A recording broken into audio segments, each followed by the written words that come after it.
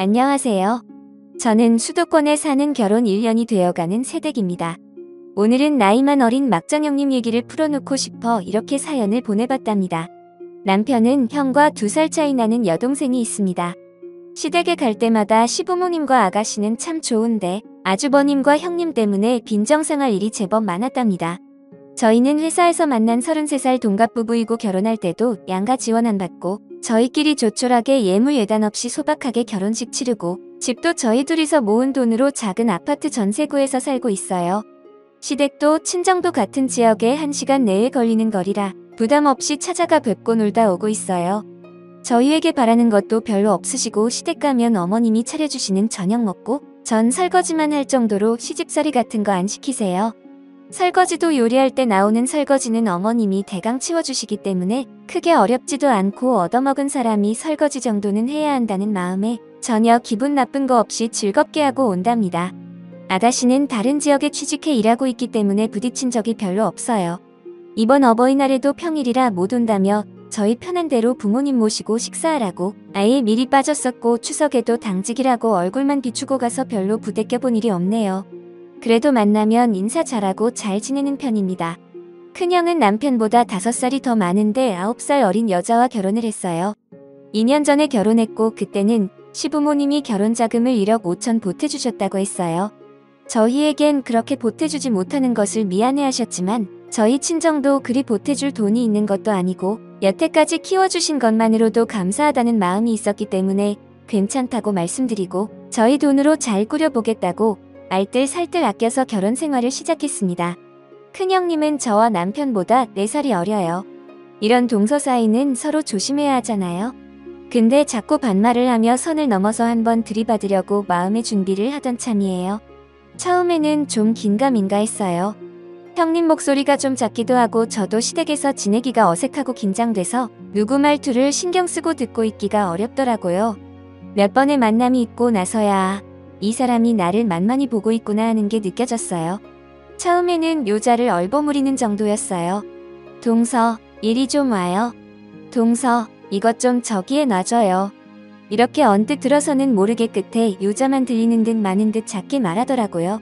처음엔 그냥 한 식구라서 친근하게 말하려고 그러는 건 줄 알았습니다. 근데 가만 보니 점점 작게 말하는 요자도 빼고 그냥 대놓고 화대를 하더라고요. 그것도 둘이 있을 때 더 심하게 말하더라고요. 동서, 내가 해산물 싫어하는 거 알면서 대게집을 가자고 하다니 왜 그러는 거야? 이런 식으로 나 무시하면 가만 안 둘 거야. 이게 형님이 노골적으로 저를 하찮게 대한다는 걸 느끼게 된 전화통화였어요. 전 형님이 해산물을 싫어하는 줄 몰랐습니다. 형님은 모시려고 초대한 자리도 아니었고요. 아버님, 어머님이 한꺼번에 코로나를 앓으시고 입맛이 떨어져서 밥을 잘 못 드신다는 말씀을 듣고 제가 평소에 해산물 좋아하시는 아버님, 어머님 모시고 대게집으로 모시고 간 날이었어요. 그냥 가볍게 식사하려고 남편도 없이 혼자서 간 자리였고 형님이 오실 줄도 몰랐어요. 어머님도 어쩐 일이냐고 형님에게 물어보실 정도이니 형님이 약속도 없이 시댁에 들이닥친 거잖아요. 마침 예약한 집으로 가려고 집을 나서던 참이라 같이 먹으러 가자고 한마디 한 것뿐이에요. 메뉴 물어보시기에 대게집이라고 다 얘기했고 제가 사는 자리라고 알고 따라오신 거예요. 식당에서 먹기는 또 엄청 잘 먹더라고요. 주문할 때도 형님은 자기는 되게 맛있는지 모르겠다며 킹크랩으로 주문하자고 설레발을 쳐서 저는 이게 뭔가 하면서도 킹크랩을 주문했어요. 스키다시가 많이 나오는 고급 식당이 아니더라도 킹크랩은 엄청 비싼 음식이에요. 형님 먹을 것까지 주문하니 몇십만 원어치가 되더라고요. 그것도 나름대로 소개술인데 거기에 마음대로 여기요, 계란찜도 주세요, 대게튀김도 같이 주세요 하며 마음대로 추가 주문을 하더라고요. 먹성도 어찌나 좋은지 쪄서 나온 킹크랩의 절반은 형님 입으로 들어갔던 것 같아요. 저는 아버님, 어머님 옆에서 살 발라드리느라고 정신없어 잘 챙겨 먹지도 않았는데 형님이란 사람은 와 진짜 그냥 합숙해서 먹기만 하는 거예요. 어머님은 한숨을 쉬시며 둘째야 괜찮다. 어서 너도 먹으렴 하고 저를 챙겨주셨지만 두 분이 너무 기운이 떨어져서 모시고 나온 참이라 저는 정말 잘 챙겨드리고 싶었거든요. 어머님도 형님 쳐다보면서 착잡해하는 게 느껴지고 해서 저도 좀 마음이 편치 않았어요. 정말 그 자리에서 뭐라고 할 수 있는 성격이 되었다면 시원하게 한마디 하고 싶을 정도였어요. 당연히 계산은 제가 했고 형님은 잘 먹었다는 인사도 없었어요. 행안이 먼저 나가서 차에 타 있더라고요. 시부모님을 댁에 모셔다 드리고 나간 멘탈을 이끌고 집에 가려는데 형님이 따라 나오더니 또 말도 없이 제 차에 타더라고요. 올 때는 없던 봉지를 챙겨 나온 걸 보니까 시댁 냉장고에서 김치를 덜어오는 모양이더라고요. 시부모님이 코로나 알콜 나은 지가 얼마 안 되었는데 먹을 건 사오기는커녕 빈손으로 와서 냉장고 털어오는 폼이 썩 좋지는 않았습니다. 인사치레도 없이 당연히 제가 데려다 주는 줄 아는 것도 기가 막히기도 했어요. 동서 가는 길이니까 나 좀 집에 데려다 줘. 집이 많아서 버스 타고 가기는 좀 그렇네. 이렇게 말하면 형님 집이 저희 집과 시댁 사이에 있는 줄 알겠어요. 완전히 반대 방향은 아니지만 형님 집에 들렀다 집에 가려면 1시간이나 돌아서 가야 합니다. 이미 멘탈이 나간 상태라서 싸우기도 싫고 해서 아무 말 없이 데려다 주었어요. 형님과 함께 있으면 정말 기운이 빠져요. 입에서 좋은 얘기가 나오는 법이 없거든요. 아까 그 식당은 좀 그렇더라. 좌석도 별로고 스키다시도 별로 안 나오는 싸구려 집이잖아. 괜히 입맛만 버렸네. 동서도 좀 센스가 없네. 맛집으로 잘 알아봤어야지. 근데 동서는 옷을 너무 후질근하게 입고 다닌다. 칙칙하게. 메이커도 없는 것 같고 같이 다니기가 좀 그러네. 명품까지는 안 되더라도 좀 메이커 옷으로 잘 입고 다녀. 뭐 이런 식이라 대답하기도 싫었어요. 살면서 아는 사람으로도 두고 싶지 않은 사람이 가족이 되니 자꾸 이런 말 같지도 않은 말을 듣게 되어 스트레스가 이만저만이 아니었어요. 이날도 집에 와서 남편에게 한바탕 했어요. 남편은 저에게 쩔쩔매며 사과했어요. 자기도 형에게 형수의 말투 때문에 통화한 적이 있는데 형은 왜 그런 걸로 유난했냐며 뽑으면 재수도 반말시키라며 오히려 자기와 저를 예민하고 이상한 사람으로 몰았대요. 남편은 정말 미안하다고. 말이 안 통하는 건 형이나 형수와 똑같으니 형과 형수를 최대한 만나지 말자고 빌고 또 빌었습니다. 속이 상했지만 남편도 저희 친정에 자주 찾아가서 자잘하게 정보를 바꿔주거나 무거운 물건을 들어주는 등 아들 노릇하는 사람이라 뭐라 말하지 못하고 넘어가게 되었습니다.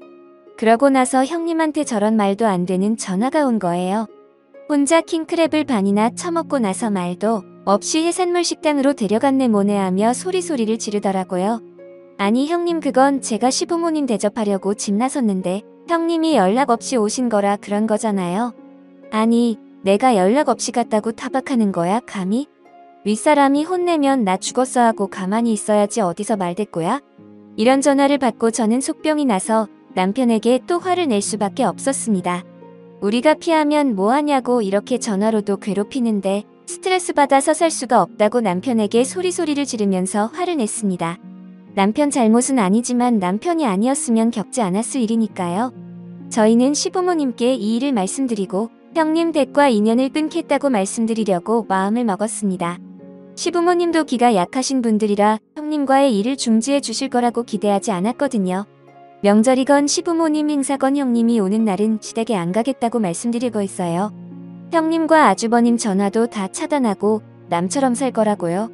근데 아주 희한하게 해결이 되었답니다. 시댁에 있을 때 형님에게 전화가 온 거였어요. 저는 받기 싫어서 수신 거부를 하려고 했는데 갑자기 남편이 시부모님께 잠시 조용히 하시라고 하더니 스피커폰으로 전화를 받았어요.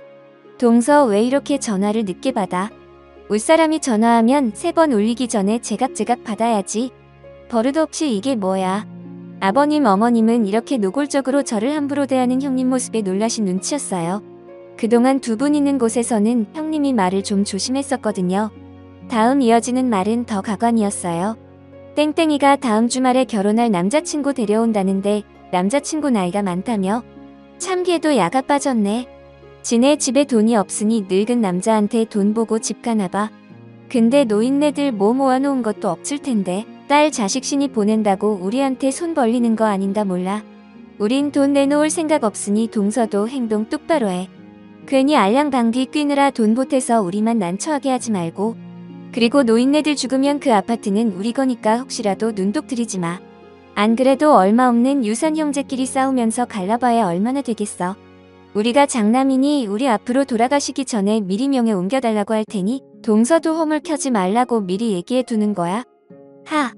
노인네들 빨리 가야 유산 받아서 우리도 살림이 좀 필 텐데. 거듭되는 막말에 향연에 저는 대꾸할 틈도 없이 듣고만 있는데 갑자기 등등 옆을 보니 시아버지가 온몸을 부들부들 떨면서 화를 눌러 참고 있었습니다. 무슨 막대 먹은 소리냐? 큰애 너 우리 없는 데선 이렇게 둘째에게 아나무인으로 그렸던 거냐? 게다가 땡땡이나 우리한테 하는 막대 먹은 말은 또 뭐냐? 아니 아버님 저는 동서만 있는 줄 알고. 동서 설마 일부러 나 엿먹이려고. 아 시끄럽다 너 같은 며느리 필요 없으니 앞으로 우리 보러 올 생각 마라. 유산이고 뭐고 너한테 한 푼도 안 갈 테니 너나 김치국 마시지 말 거라. 참 너네 결혼할 때 보태준 1억 5천도 다시 돌려놓거라. 너한텐 한 푼도 아까워. 아버님은 크게 노하셨고 전화를 끊고 나서도 분이 풀리지 않아 한동안 씩씩거리며 숨을 고르고 계셨습니다. 조금 후에 제 전화로 다시 형님에게 전화가 왔지만 남편이 보란듯이 전화를 수신겁으로 돌렸고 저는 그제서야 형님의 막말 전화에서 해방될 수 있었습니다. 저는 그 이후로 형님과 만나거나 통화할 일이 없어서 뒤질이 궁금하지만 모른 척하고 있었는데요. 며칠 후 어머님이 저희 집에 찾아주셔서 이야기를 해주어 그 뒤 이야기를 알 수 있었습니다. 형님은 그렇게 전화로 사단이 나고 나서 그날 저녁 아주버님과 함께 시댁을 방문했답니다. 두 부부가 무릎 꿇고 용서를 구했지만 아버님은 형님의 말과 태도에 크게 실망한 터라 꼴도 보기 싫다고 내쫓아버렸다고 합니다. 어머님은 형님 태도를 조금은 눈치채고 있었지만 이 정도까지였는지는 몰랐다고 너한테 험한 코를 겪게 해서 미안하다고 적에게 사과하러 오셨답니다. 이 일로 시부모님은 형님 아주버님과 완전히 척을 지셨고 어떻게 해서든 결혼식 때 해준 돈을 받아내신다고 벼르고 계시답니다. 이 와중에 아주버님은 형님만 잘못한 듯이 몰아가며 형님과 이혼하고 집으로 오겠다고 하셨지만 아버님은 너도 똑같은 놈이라고 집으로 기어들어올 생각 말라고 엄포를 놓으셨답니다. 어머님은 아주버님이라도 용서하실 생각이신지도 모르겠지만 아버님이 완강하셔서 당장은 어려울 것 같습니다. 결혼으로 윗사람이 되었다고 아랫사람을 찍어놀이를 하다가 못된 인성을 들키고만 형님 부부를 이제 안 봐도 된다고 생각하니 이제 속이 다 시원합니다. 마음이 좀 후련해졌으니 속상하신 시부모님 더 자주 찾아뵙고 챙겨드리려고 해요. 또 앞으로는 다른 곳에서 이런 부당한 대우를 받게 되면 미련하게 참지 않고 당당하게 살아보겠다는 다짐도 했고요. 제 사연은 여기까지입니다. 들어주신 모든 분들 앞날의 행복만 가득하시길 빕니다. 감사합니다. 다음 사연입니다. 안녕하세요. 저는 결혼할 때 시댁에서 받은 거 하나도 없어요. 집은 반반하려고 했는데 제가 외동딸이라 빠빠가 사놓으신 아파트 제 명의로 해주셨어요. 신랑이 혼수했고 시어머니께서 은근히 예단을 바라셔서 저는 대놓고 예물을 해달라고 했어요. 저희 엄마가 평소에 심플한 액세서리를 좋아하시는데 그래도 엄마 옆에서 보석 좀 보고 자라 그런지 보석 모으는 취미는 없지만 눈은 좀 높아요. 그 사실을 시어머니께서 아시고 예단 말 쏙 들어가셨어요. 신랑과 맞벌이를 하는데 연봉은 서로 비슷해요. 저희 신랑 사람 참 좋고 시댁도 딱히 저희에게 기대하는 게 없고 제가 따박따박 바른 말로 말대꾸하는 타입이라 가깝고도 먼 관계로 지내고 있네요. 신랑이 여동생이 있는데 전 외동딸로 자라면서 딱히 누가 있었으면 좋겠다라고 생각해 본 적이 없어서 그런지 시누이랑 자매처럼 지내야지 하는 생각은 안 해봤어요. 그냥 가깝고도 먼 기본만 하는 사이예요. 저희 결혼할 때 시누에 취직하고 3년 차였는데 축의금 5만 원 했어요. 별 신경 안 썼어요. 몰랐는데 결혼식 때 입을 옷, 화장, 머리 한다고 신랑한테 돈 달라고 해서 100만 원 가져갔다고 들었어요. 어쨌든 결혼 전이니 신랑이 동생한테 해줄 수 있는 부분이니까 신경 안 썼고요. 제 직업이 남자가 많은 분야라 우리 쪽 하객이 신경 쓰였나 보다 라고만 생각했어요. 여자의 촉이라고 할까? 아니나 다를까 제 대학 1년 남자 후배가 결혼식에 왔는데 둘이 그날 만나서 연락하다가 연애하고 결혼한다고 하더라고요. 괜찮은 후배라 잘됐다고 축하한다고 했는데 시누이가 결혼 선물 뭐 해줄 거냐고 묻네요. 참고로 전 시누이한테 결혼 선물로 받은 거 없이 축의금 5만 원이 전부였고요. 그래도 시누이라 뭐라도 해줘야지 하는 마음은 있어서 뭐 가지고 싶으세요? 했더니 신우가 말하길 언니네는 친정에서 집 해줘서 결혼 비용 얼마 안 들었죠? 오빠가 혼수 다 했으니 그때 혼수 못하신 거 지금 한다 생각하고 세탁기, TV, 냉장고 요거 3개만 해달라네요. 그래서 제가 아가씨 혼수를 왜 나한테 하래요? 돈 모은 거 없어요? 아니 신랑 쪽에서 집 해줄 형편이 아니라 대출받고 해서 반반 해야 하는데 한두 푼이 아쉽다고 친언니 같은 마음으로 해달라네요. 나한테 언제부터 여동생이 있었다고? 그런 거 없는데? 라고 생각했죠. 그 자리에서 싫다고 얘기하고 세탁기 하나 정도는 해줄 수 있을 듯하니 세탁기 하나 해주는 걸로 신랑과 이야기해보겠다고 일어났는데 신우이가 입술을 삐죽삐죽 결혼할 돈이 부족하면 연애를 좀 더 하다가 돈을 더 모으고 결혼을 하던지 본인들이 결혼하는데 왜 내가 혼수를 보태야 하는지 전혀 모르겠어요. 이해가 참 안 됐어요. 신랑한테 이야기하니 세탁기만 해주자고 자기는 돈 벌면서도 축의금 5만 원 해놓고 참 웃긴다 하고는 넘어갔어요. 그리고 며칠 있다가 신우이 결혼 문제로 신랑과 시어머니가 통화하는 것 같았는데 신랑의 언성이 높아지고 제 이름이 들리고 기분 안 좋게 통화가 끝나길래 왜 그러냐 했더니 저 결혼할 때 예단 안 해왔으니 이번 결혼에 그때 못했던 예단 대신 신우이 혼수 도와주라고 저한테 말하라고 울음장 놓으시더래요. 신랑이 어이가 없어서 예단은 우리가 집을 장만했어야 받는 거고 장인 어른이 집 해주셨는데 그럼 우리가 예단해서 처가댁이 보내야지 어디서 예단 이야기를 꺼내냐고 저한테 허슴소리하면 가만히 안 있을 거라고 하고는 시어머니와 이야기 끝났으니 누가 뭐라고 하면 그냥 무시하라고 하길래 알았다고 했어요. 세탁기 하나는 해주려고 좋은 모델로 보고 있었는데 이걸 계속 보고 있어야 하는지 고민이네요. 그런데 시어머니와 시누이가 전화와 카톡 폭격으로 제 심기를 상상 초월하게 건드리더라고요. 저 공대 나왔고 성격도 불같아서 남자 후배들도 저 어려워하는 구석이 있는데 나중에 정말 열받아서 시누이랑 후배 불렀어요. 후배는 부르니 후딱 나와서 있는데 시누이는 눈치챈 건지 엄청 늦게 기어 나오더라고요. 후배한테 이러이러한 일이 있는데 아냐고 했더니 자기가 듣기로는 제가 가전제품 몇 개 선물해 줄 거라고 했다는데 그거 아니었냐며 정말 어이가 없더군요. 집은 구했는지 물어봤더니 본인 회사 근처로 가야 해서 회사에서 지원금 3천만 원 나와서 큰 부담은 없다고 나머지 전세 금액도 자기가 모은 돈 8천만 원이랑 부모님이 도와주시는 돈 5천만 원 하면 된다고 말하는데 와 뒷목 잡고 쓰러질 뻔했네요. 나중에 시누이 저에게 와서 애교 부리는데 언니가 어쩐 일이에요? 호호하는데 아가씨 결혼하는데 내가 그냥 있을 수는 없고 아가씨가 우리 결혼할 때 해준 것보다는 당연히 우리가 손님 사람이니까 더 해줄게요. 그런데 물건 같은 걸로 하기는 그러니까 일단 아가씨 돈으로 혼수하고 내가 나중에 알아서 현금으로 줄게요. 라고 했어요. 집에 와서 신랑에게 시어머니와 시누이가 둘이서 쏙닥쏙닥하고 나한테 혼수 뒤집어 씌우려고 한 거 아니었겠냐. 솔직히 아가씨 결혼에 돈 2,300 쓸 수 있다. 그런데 자기 연봉 3천만 원 받을 때 축의금 우리한테 5만 원 했다. 학생도 아니고 지금도 나이가 30인데 나한테 철없이 대놓고 요구하는 건 아닌 것 같다. 라고 말하니 신랑 생각도 그렇다네요. 사실 저희 생활 여유로운 편입니다. 대출금도 없고 아이 계획도 없어서 하고 싶은 거 거의 하면서 살고 저축도 많이 해요. 그런데 내가 힘들게 번 돈을 왜 아가씨 혼수로 의미 없이 써야 하죠?